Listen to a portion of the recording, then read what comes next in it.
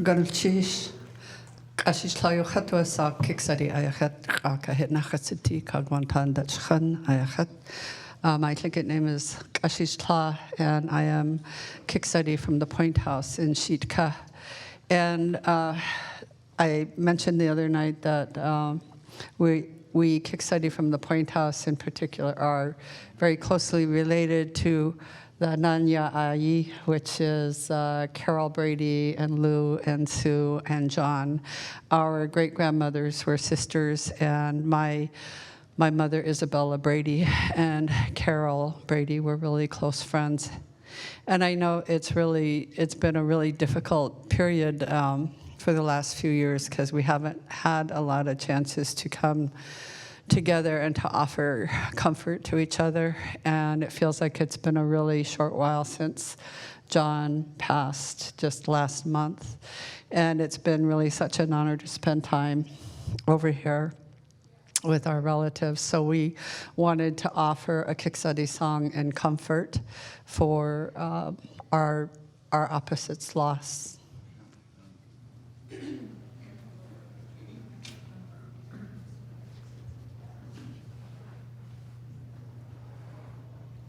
Yeah.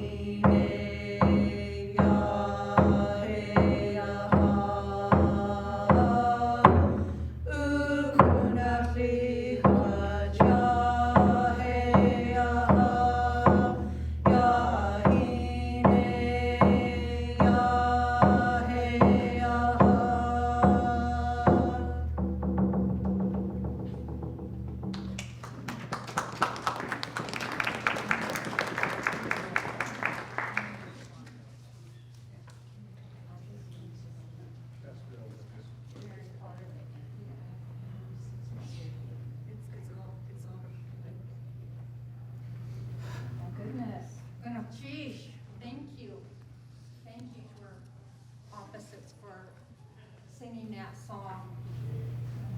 Our killer whale Napain is holding your words for us. Just thank you. Thank you for your love and caring. So now I'll ask the panel to come up. Jim LaBelle, Bob Sam, Sophie Jenkins.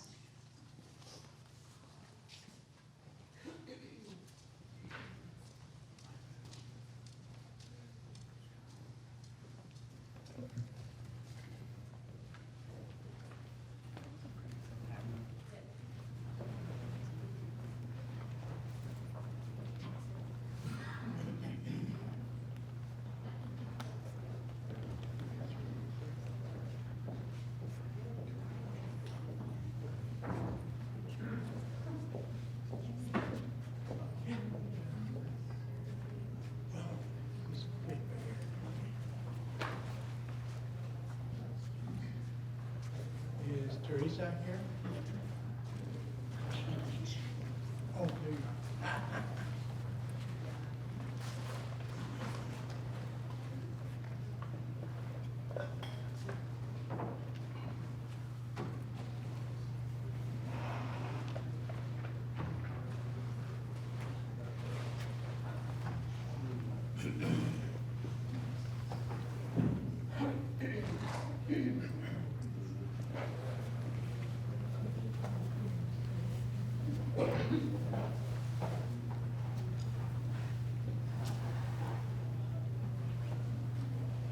Can you hear me?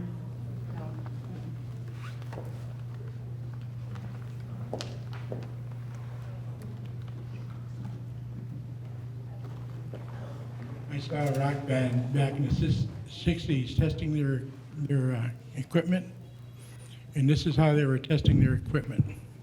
Testes, 1, 2. Testes, 1, 2. Pardon that digression. I'd like to begin this session with some people from our sister nations in Canada.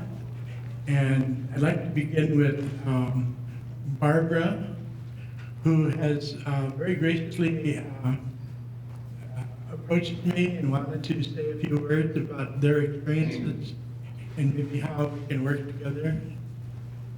Barbara.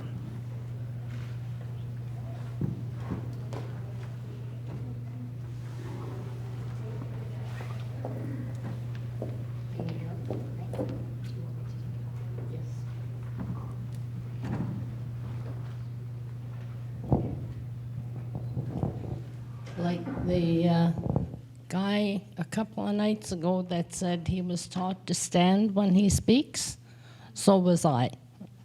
So, Yanka Klayuchat do a sock singit enach, ka Barbara Hobbes let kog enach. Kokatan shao a yachat desan kwan dach yat chwagut. Gunna chish I anikach.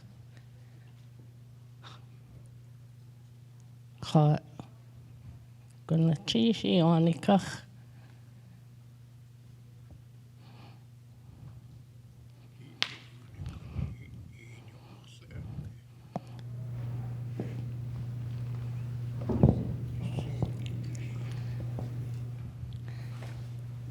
I'm told to just say it in English. Thank you so much for giving us this opportunity to speak to you in your territory, on your land. I just want to begin by saying last night there was a group of the elders from Tasman gathered in the lobby at the Stikine Hotel. And we were in discussion. Some of them came to the presentation, the movie last night, and were very affected by that movie. And I'm told not to say but we were in discussion, and we had just finished that discussion where a lot of our elders told me that they've had enough of discussing residential school and its effects, that they want to move forward now. And last night, this person came in and asked if some of our people would like to come and speak about our experience in residential school. Initially last night, the group of elders that were gathered said, no, we do not want to participate in that discussion. And I honored that and said, no, thank you. But coming here this morning and watching the film, just even the beginning of that film today, I decided, no, we need to speak about our experiences and where we're at today. And that's why I asked if we could accept that invitation and that Sam and I would speak about where we're at and where we would like to go. So that's the mission we're on today. At this time, I'm gonna let Sam speak. Both of us went to residential school, which most of the elders from Interior that came, which is 30 plus elders, have all experienced residential school. And we have different experiences. We're different people. Sam and I may have different things to say about our experiences, but in the end, we come together on where we are today and where we'd like to go.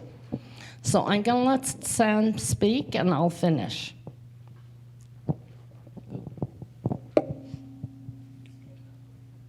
Thank you.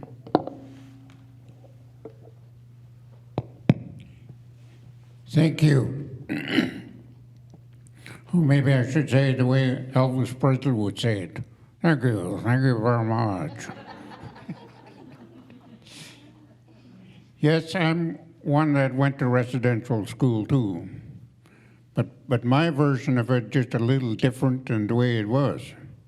I guess it depends on which residential school you've been to. I went to Carcross, and it was run by the Anglican Church. And I stayed there for 6 years, and I've been there, but I'm lucky one of those ones that was able to go home. Go home every summer, and my parents would take me out on Christmas, and even used to visit us at Easter. But my dad brought us up in a different fashion where I never lost my language. It's something you're born with. It's something you're born with. I can't see how you could lose it. In fact, I call myself one of the fortunate ones that is fluent in our language. And also, I hear a lot of the expression, they call themselves the survivors of residential school. I, for one, I don't call myself survivor of residential school, but rather been there, done that. I spent 6 years there and go home every summer and in between times. And our language was used, an English language. So this way always survive. And being Tlingit, we've always been brought up that we are strong people. We work together.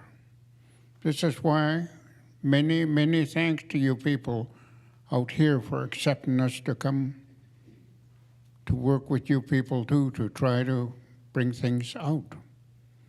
Like some of the things that happen to us, we work at it, we'll bring it back to where we as Tlingit people used to work together and keep on being the strong nations that we are.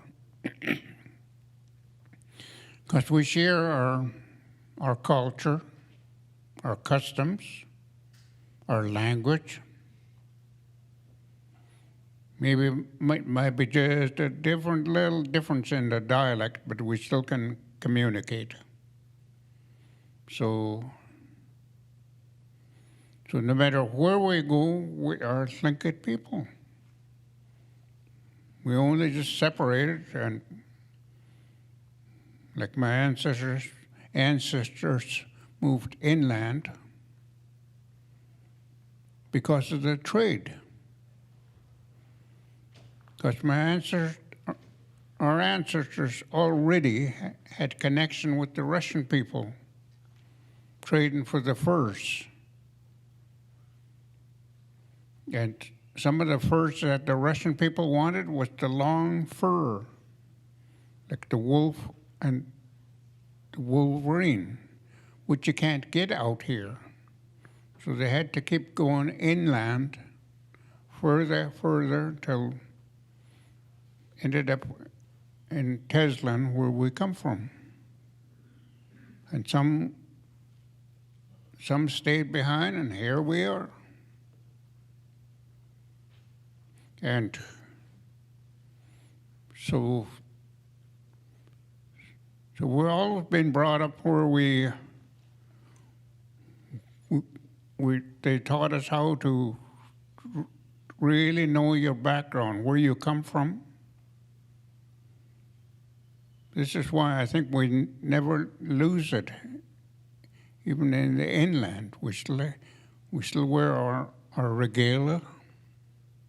We use our language. A lot of the songs that come from out here is used back inland. And some of our ancestors, it's too bad that a lot of them has gone ahead now. But now it's up to us to try to keep everything alive. So hopefully that by working together for the future of all the ones that's coming behind us, our children, our grandchildren, that we never forget who we are. As Tlingit people, I'm sure with your support, we'll keep it. Like I say, the Tlingit people come from a very strong, hard background. So let's keep it that way, and let's keep on working together. And the more we work together, this is going to make it the way it was with our ancestors. And it's only how it's going to survive, and it's never too late. If we get something to offer our younger people, let it out. This is how we gain a lot from our elders that's gone ahead. They told us a lot of things, and they never say in so many words, now this is for you to keep. Because if you take it with you when you're gone, it's no good. But if you could help someone with it, the better. And even in this day and age, the difference from the time, like when I was growing up, we didn't have all this side attractions, like with all this modern technology, but still, by the same token, it could help us. We could use the modern technology. And like when I was growing up, we never had no radios, we never had no TVs, all that kind of stuff. This is why it wasn't so hard, but today it's harder to try to work with our younger people with all these side attractions. And I know one time I was at a meeting, they were complaining about all this modern technology. This is the one that's spoiling our Tlingit way. They mentioned TVs, computers, and laptops, and all this stuff. And when it came to laptop, I spoke up and says, but laptop is one thing we should never, ever let go. Laptop has been around a long, long time. They looked at me because laptop hasn't come out that long.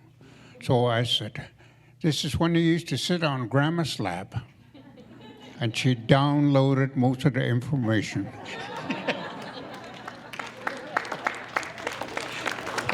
That's my interpretation of laptop.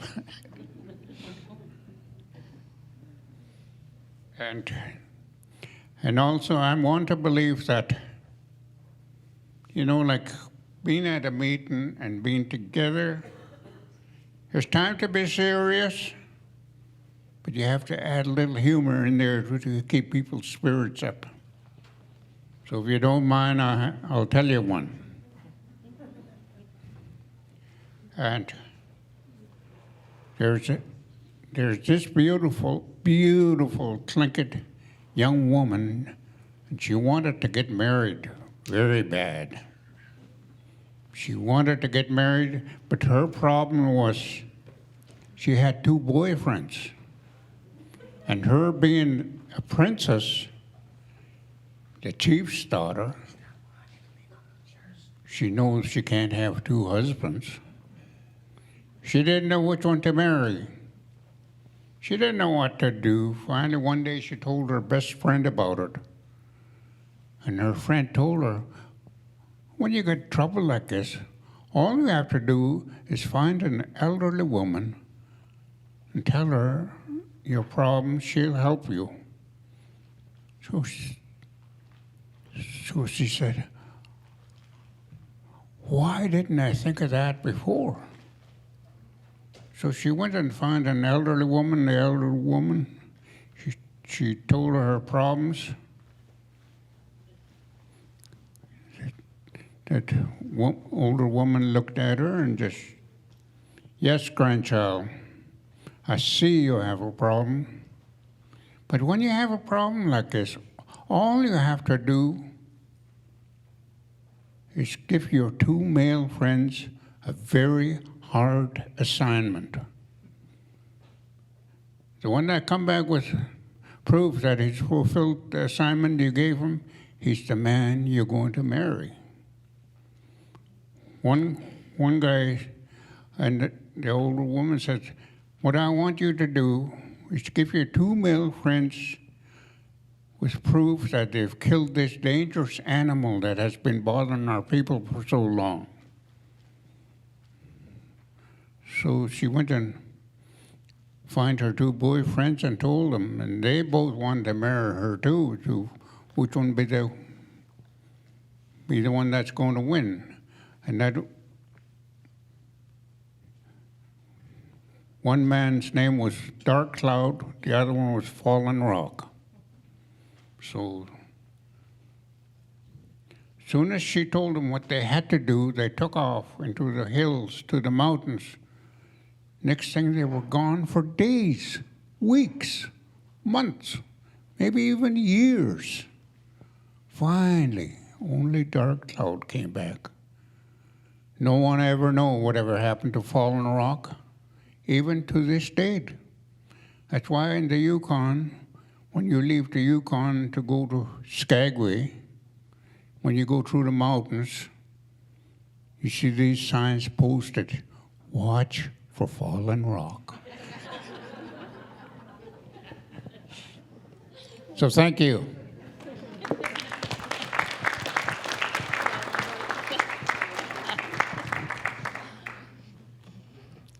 Gunchation on Oslahosh. And that's totally Sam. He likes to entertain us, always make us laugh. But he always teaches us also, and I really appreciate him.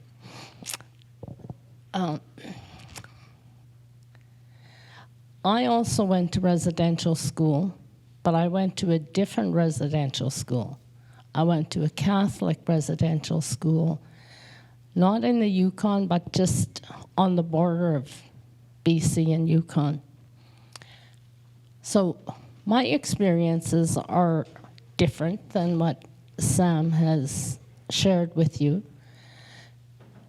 And I can speak about the differences and the traumas that I was affected with. And this is where I hear the elders behind me talking about, we've been traumatized enough. We do not want to go back and regurgitate all those stories. We've all lived that life.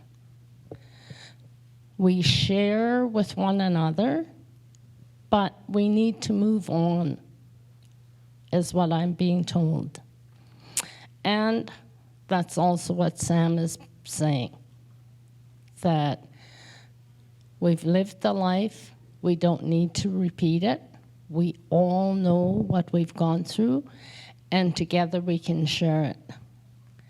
What we thought, and interesting, because when I saw the movie, I thought of all of what they've said to me. And I started making notes to myself in the dark, and it's interesting what my notes are repetitive saying. I looked at them when the lights came on, and most of my notes are saying that I'm going to say this in Tlingit. Tlingit ha-siti, ha-tu a-tlen, ha-tu a-tlen wutlitsin. We're strong within ourselves. That's our Tlingit teaching. To be Tlingit, you have to be strong. Your inner being has what we need to continue to survive. And I think we've all shown that by surviving our residential school experience. What I'm being told is that we need to move on and not dwell on all the negativity. We need to turn that negative energy into positive energy. We can do that, and I got this name written on my notes, Frank Sidney. Frank Sidney was our chief before Sam was. And I had the opportunity to do some training with Frank Sidney as my guider. And the one thing I recall from Frank Sidney is, and he used his hands, said, he went to residential school also. And he said, my people had me here, education brought me here. Or, no, education brought me here. The white men are over there. I was lost in between. I didn't know one way or the other completely. But I've gone home, and I've learned my way. He said, what I want you young people to do is take the white man's best tool, which is education. When you get educated in their way, our way is still here. It's still within you. You're going to be able to bring it out, and you're going to be able to be the winners. I carry that teaching with me ever since, and I was in my early 20s. I've gone ahead and I have gotten my education, but I'm also very educated in our Tlingit way. I've done social work, and I was a teacher. I listened to the man yesterday talking about education and how our culture and our traditions are not being taught in the schools. And that's one of the reasons I became a teacher. And my response to him is that curriculum is a very broad guide to what we teach in school. And the way you teach. I use that broad guide to teach our tradition.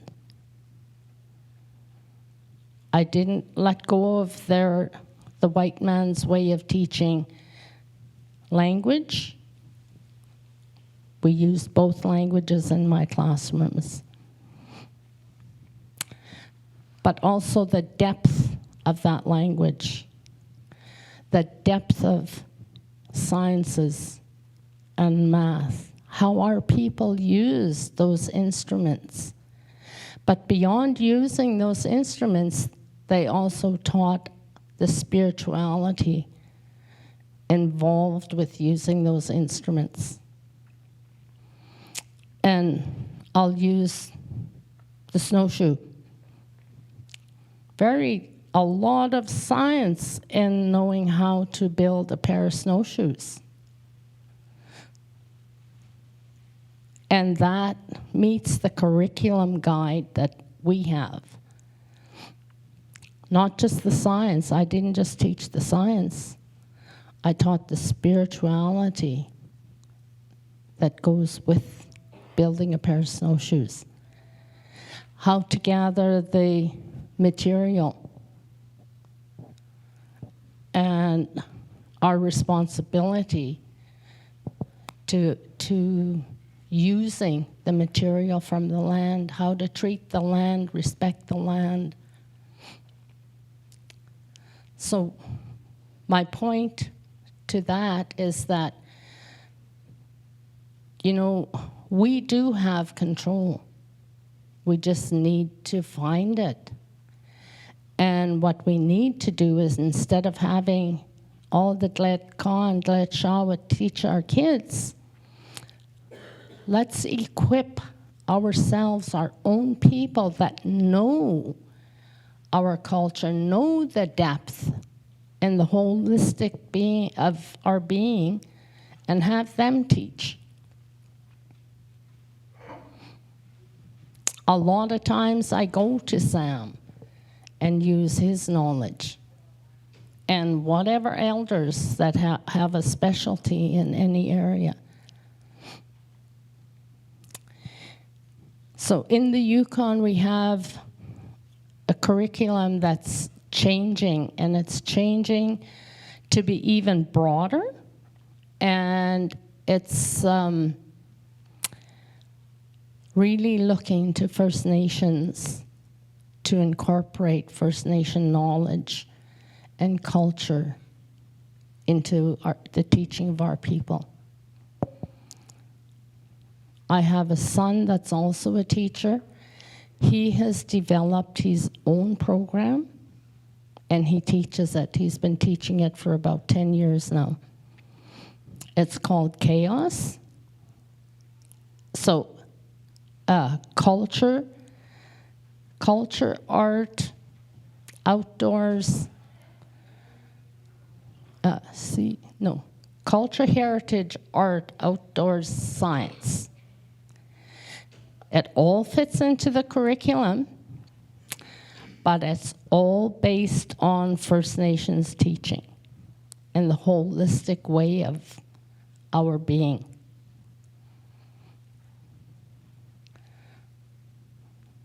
So I think we can do it. And in doing it, I think we need to come together, take all the negative energy, turn it into positive energy. Let's support one another. You know, we talk about holding one another up.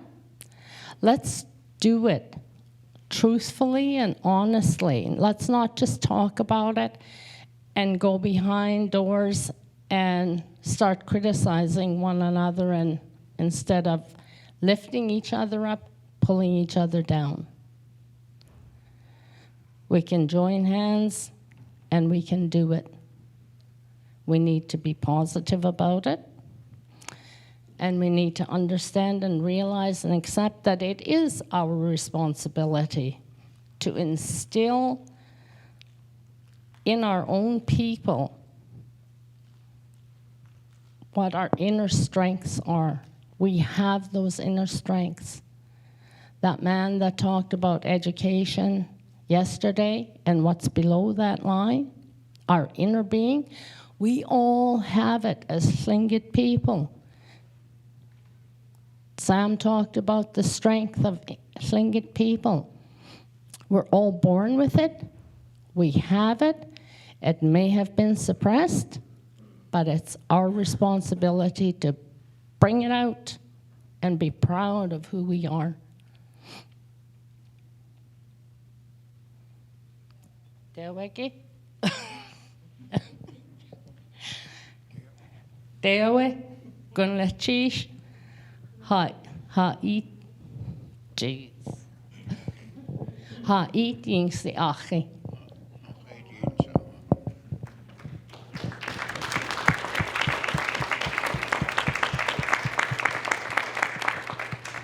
Now I'd like to introduce you to Sophie Jenkins. Sophie is Yupik from the YK Delta, and she has many years of experience working with healing modalities that's appropriate to the Yupik culture. Oyana, I'll stand as well.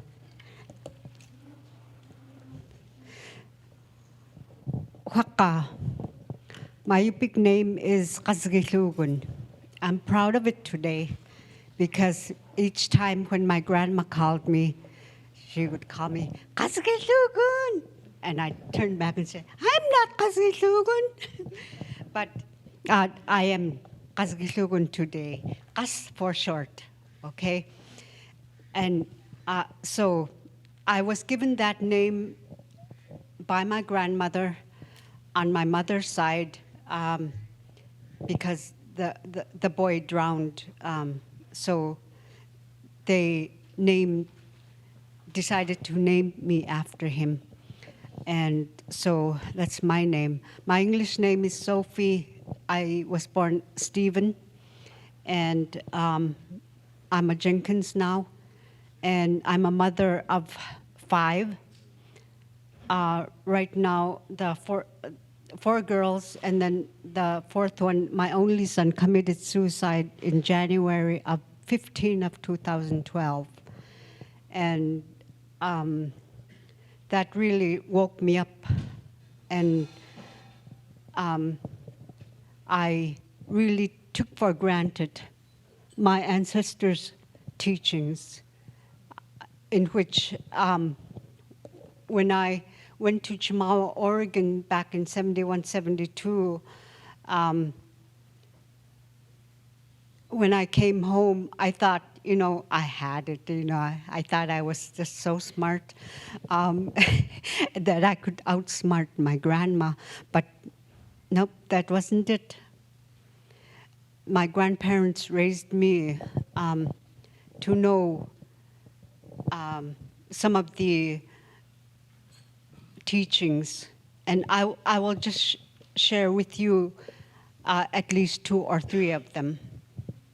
So, when my son committed suicide, it just woke me up. What happened? So this teaching stuck in my head that I had heard from my ancestors. It goes like this. As you journey in life, you will come across these barriers. If you have been informed by your parents, you'll know how to maneuver, you'll know how to come across or get over them and use them as a teaching tool. I believe that. So that came into my mind. Weed out. These, you can't go over them, under them, you'll have to go through them. That's what I did not inform my son or my girls. So it's a very powerful tool. So what we are going to be doing right now with our grandchildren, we must prepare them for that journey and inform them. This is how it will look like if you come across this depression. This is how it will look like, and then this is how our ancestors dealt with it. So that's one tool. And when I was in Chimawa, it was the first time I've been on a plane from my village of Nabaskak. It's on the Kuskokwim River, right near the mouth. So the first experience being out with we in Alaska those days, I've never been on the plane. We got to Anchorage, we got to Seattle. And from Seattle, we went on a Greyhound. And I was just sitting there with my first cousin, and I did not understand why people were going in and out and, walking around. And it is just what it was. Angayiso, meaning that it was a motion sickness. And I thought the bus was still going until we got to Chimawa. I remember the number 178, and they told me that's my number and that I need to mark all my clothes with 178. That's what I marked all my clothes. And so the matrons also showed us how to fix our bed with white sheets. And, she was very detailed. Each time I fix my bed, I think of them. But what happened there in Chimawa? I'm going to go back and forth with the culture and my experience with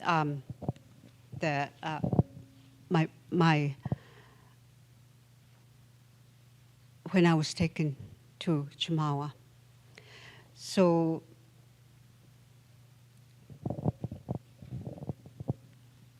the bed.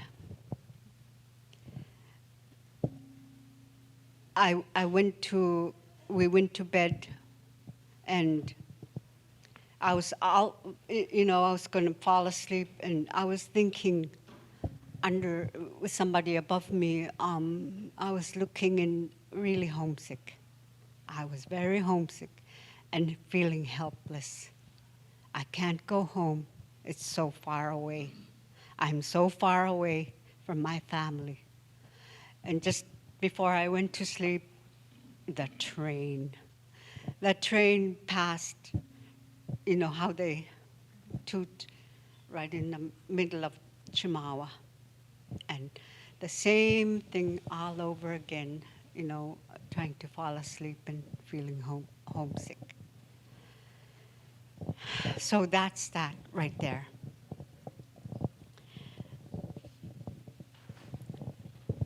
My ancestors are very strong people. I believe them now. I believe them, which makes me happy to be a part of you today, being a part of you, so that we could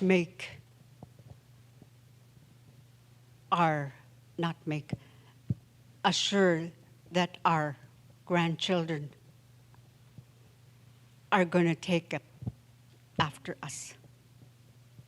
I believe that. So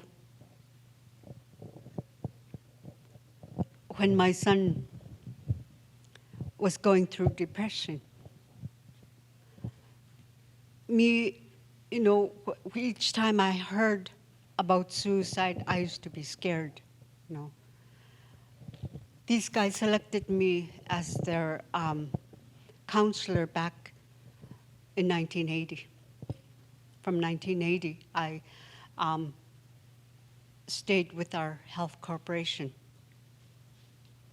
And only one employee is still here, Louis Andrew. And I had asked his permission if I could interview him because he worked for my elders. One of them on this side, in 1963, I remember in our village, his son drowned, and it was alcohol related. These guys, even if they did not know how to speak in English, approached Bethel and asked, what are you going to do about this, our problem? We cannot deal with drowning due to alcohol related anymore. So they approached the city of Bethel. And you know what the city of Bethel did? They only made a sleep-off center. Sleep-off center. To take in the people that are driving, and did a sleep-off center. And also, later on, Dr. Phillips came. That's when the treatment center, the sleep-off changed to, elevated to the Phillips Alcohol Treatment Center. Right now it's PATC, but it's changed again. But Louis Andrew, I mentioned earlier, and Fred Pete were the first two people that were working for recruiting from Macquarie, Alaska, down the coast, up to, I think, Akgechok. They selected at least 10 VACs, then they called them Village Alcohol Education Counselors then. 10 of them, in which I was one of them too. And from there,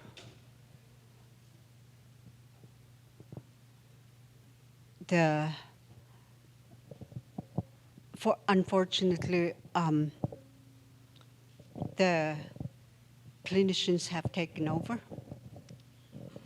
The these traditional methods that were once applied are, at least parents are referred to the AVCP Healthy Families and also the Health Corporation's Chalgajagak program. So I credit these men that cared for their people. And I joined the Rural Human Services Program in 1993, the RHS program, and dealt with my sexual abuse, and also with the bachelor's program, I dealt with my son's suicide. And all these teachings came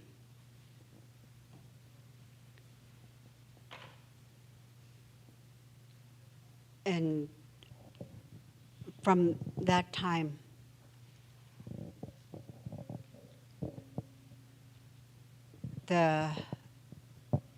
as part of my work, I had also an elder with the RHS program. His name's Peter Jacobs. He came to each of individuals. He selected me too back in 2006, 2010. Asked me, and Rose, my fellow worker, was also there. So he selected us to work with him. And he taught us some of the values as well. It's a cycle from a couple, starting from a couple, and how they maintain the health of their pregnancy to the time, the birth, and up to how to be an elder. If I have been here right now and teaching it, the cycle, we'll be here all night being entertained. So I thought I'd just introduce, if you are interested with the Association of Village Council Presidents, the Healthy Families program, and it teaches parenting. And that cycle, I was as part of the joint between the Tundra Women's Coalition and AVCP, that Healthy Families was started in St. Mary's, where we brought the parents and taught them the cycle. So after my son's suicide back in 2010, having been with AVCP, I could not work anymore, so I went home to Nebraska. As I was there, dealing with my son's suicide, I got a call from Rose, and she asked me if I could come and work with her. And I did. I was ready. I was ready to go out and see if I could be of help to anyone that is depressed. In our culture, depression, the elders tell us like this.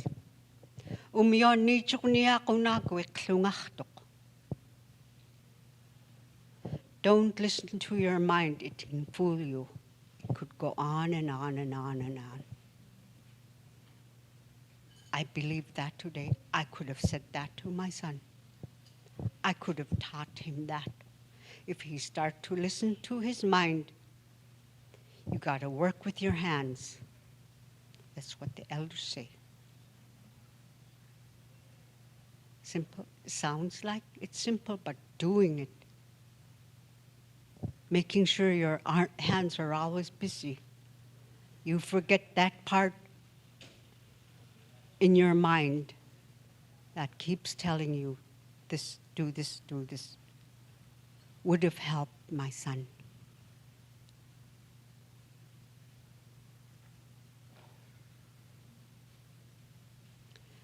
Kuyana chaknak,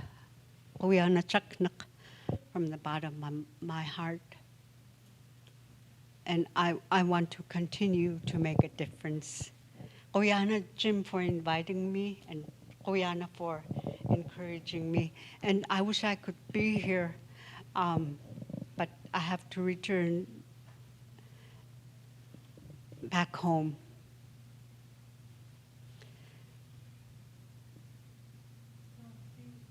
Kuyana chaknak.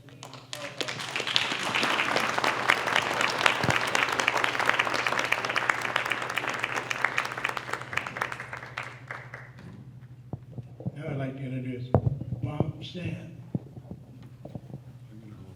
Okay.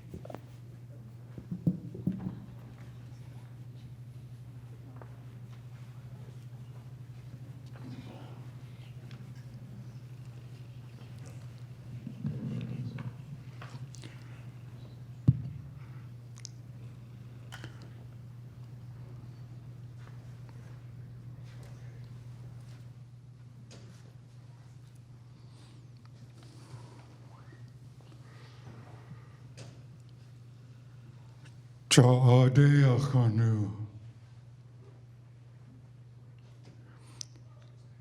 If my words hurt you in any way, please forgive me.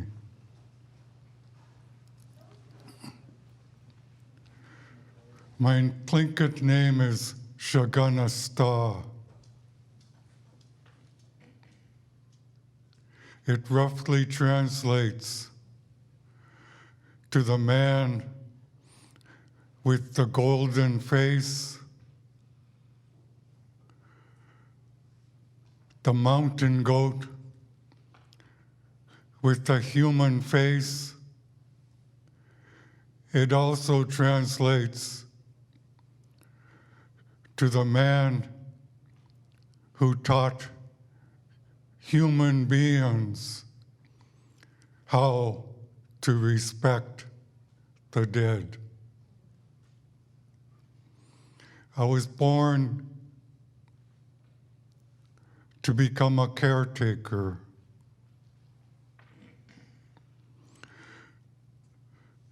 From the time I was very, very young, I was raised by my grandmother, who always spoke kindness, respect, dignity, and honor. She always told me not to say harsh things about people, or it'll fall back on me.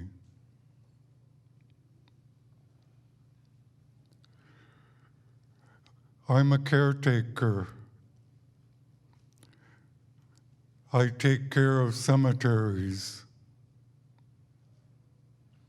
Many of our cemeteries have been neglected, forgotten, desecrated, and built on. Native American graves are very vulnerable in America.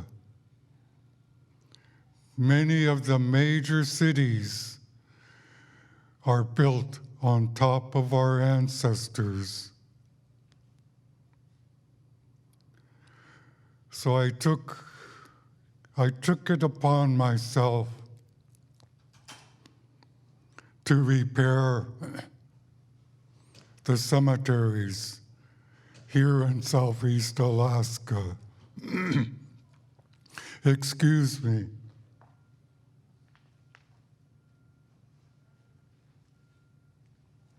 All day, I've been very nervous.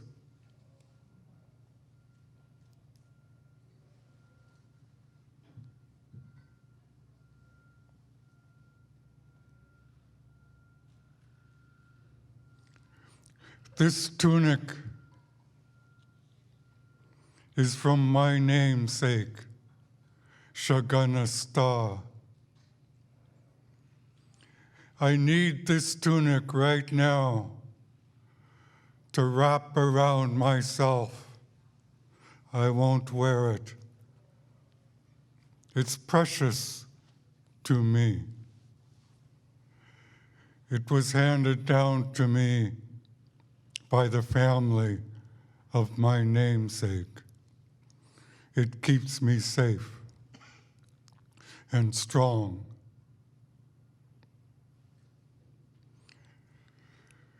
I've been doing this work my whole life.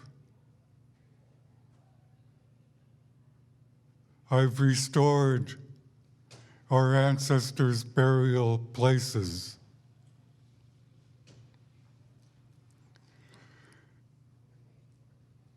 The reason why I do this work is because they have been forgotten. And I would like to respond to Sam.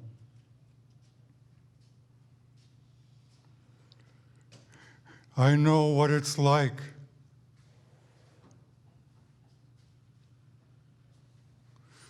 I know the pain. I know the trauma. And I deeply respect the healing that's happening today. But the reason I am up here is we have left something behind.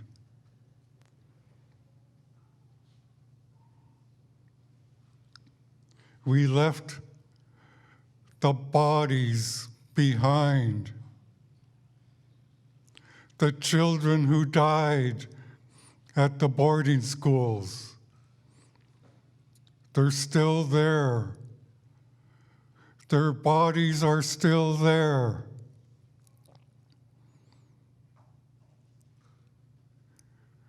When I researched Carlisle, I felt the pain of those students. And in my work, I am very close to our ancestors, and I could feel their pain.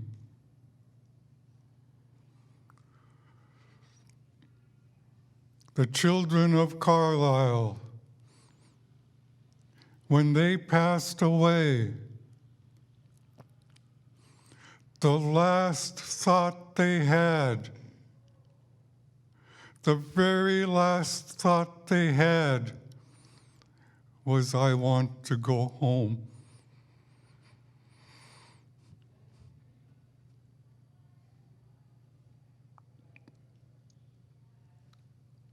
So I want to bring them home.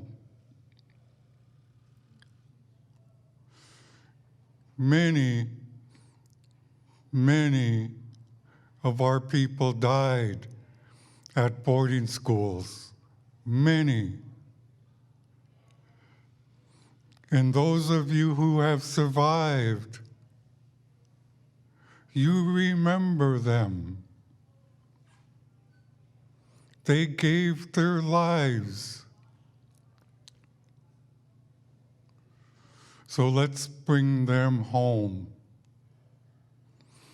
Let's prepare ourselves for them.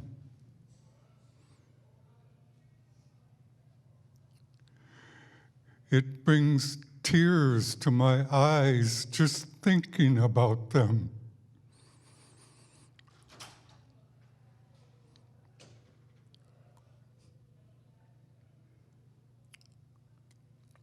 And in my work, when I heard about the bodies, I began to prepare the cemeteries. I cleaned up all the graves, uprighted the headstones, removed the brush so that I could make room for the bodies that are missing in our life. Many of these children, they died 100 years ago. But to our people here in Alaska, 100 years ago is just like yesterday. Our people have strong memories. It was like they were walking among our villages, and the next day they were gone.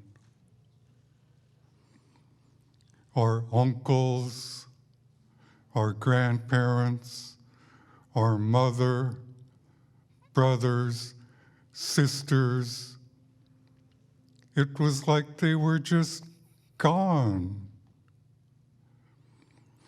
Our people remember them. And many of us walk around like something is missing in our life. It's those bodies we left behind. So the way that we are strong, we are Tlingit and Haida people. Yes, we are strong. But think about it. Why? It's because of the Creator who prepared us, made us strong. And it was the children. When they went to boarding schools, they were stripped of their regalia. They cut their hair. They took their language and culture away from them.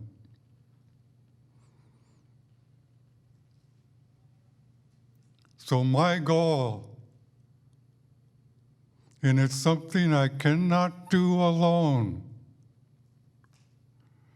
If I do this work alone, I will die. I cannot hold this pain alone. I need you. It's together.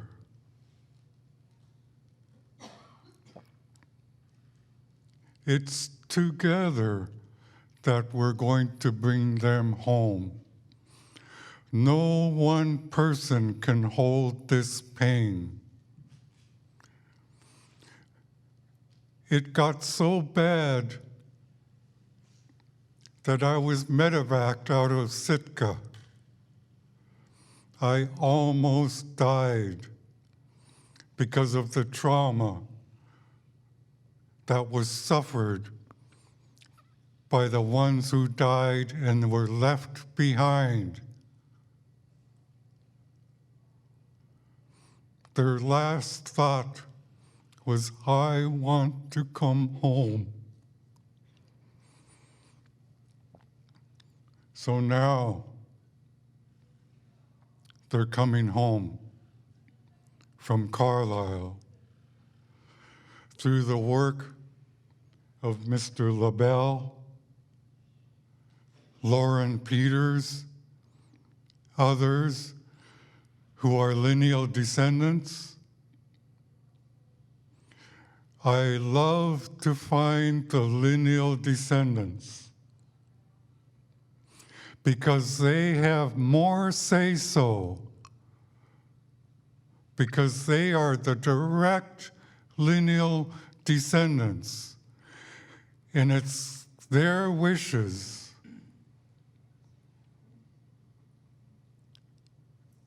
that have more strength than the tribes, than the governments, and the institutions.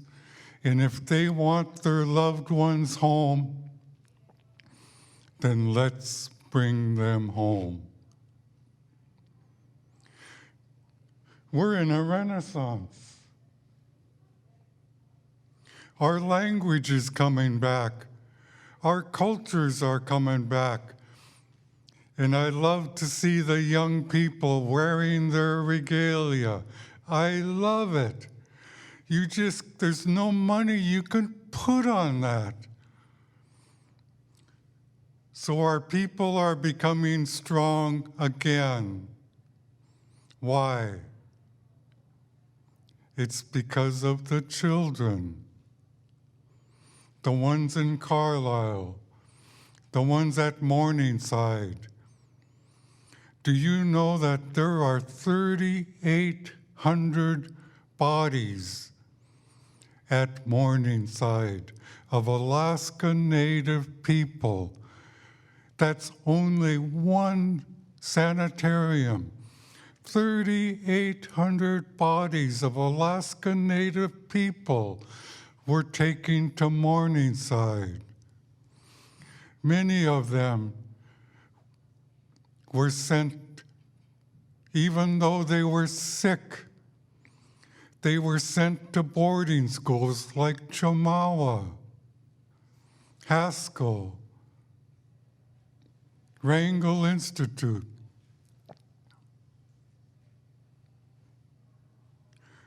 During the territory of Alaska, there was called relocation. Our villages were emptied out. The young people were taken away. All that was left were elderly people, and they missed their children. Many did not come back. Today, 60% of our people live outside of Alaska. Our children did not come home. The relocation program took tens of thousands of our people who are still out there, and they also want to come home. So let's bring them home. Let's put regalia back on them. Let's sing the ancient songs. Let's speak the language. And let's put our regalia back onto the children. In that way, we become even stronger.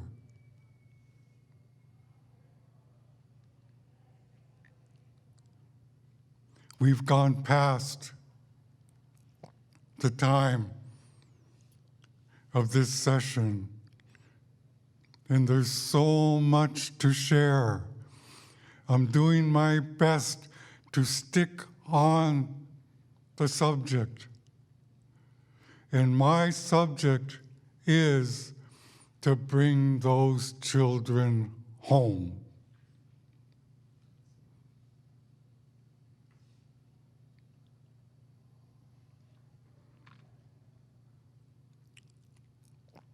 I may not see it in my lifetime.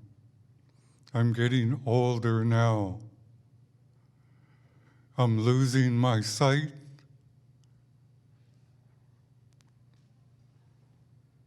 but I'm still doing the work. I'm an indigenous person who's willing to give his life to protect our ancestors so no harm comes to us. Their bodies, they're our people.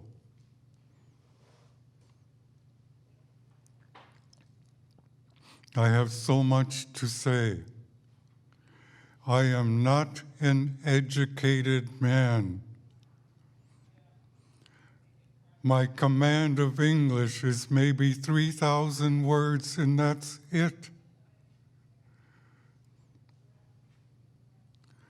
So I'm making sure that every single word I say is correct.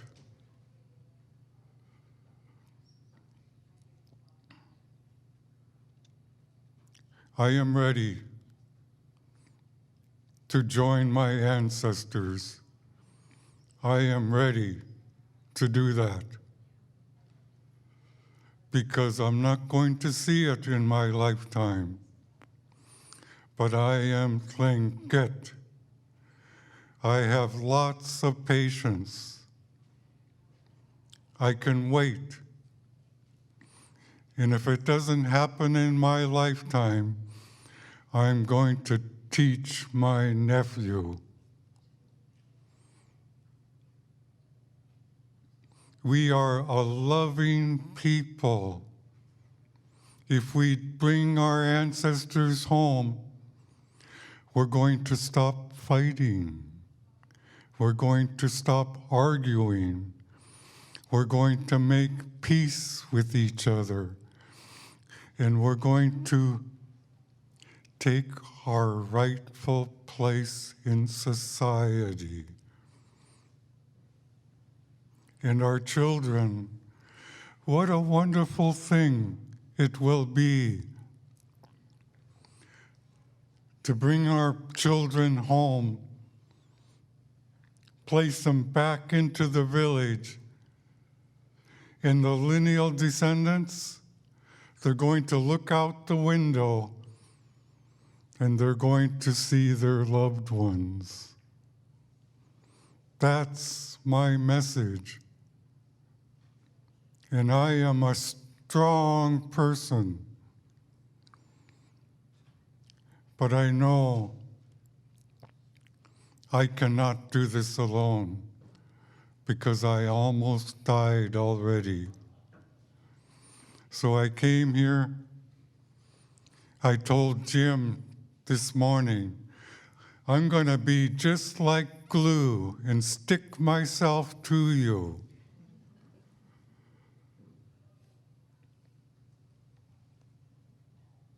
And Sam,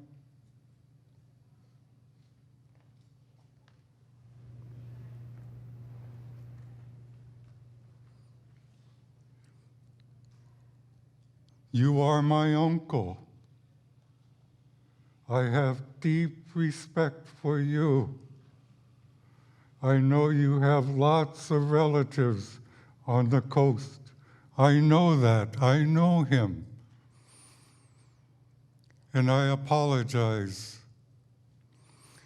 And at this moment, I want to give you a gift. I'm going to warm his hands and welcome him to the coast and introduce him to his relatives. We are the same as you are. We speak the same language and we love each other. So this is my way of warming your hands.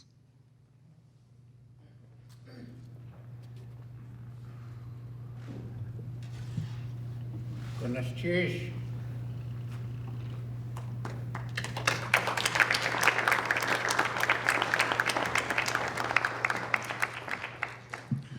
We are a people of peace.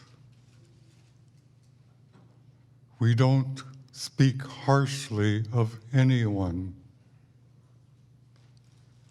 When you speak kind words, it's like our language coming back to us. There are no hateful words in our language. It's a language of love. And if you speak a language of love, then you are speaking your traditional language. I know this. So I'm going to stop now, but I have much more to say.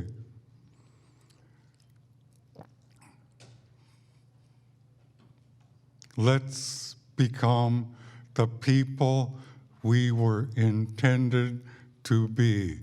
Ganeshtish, thank you.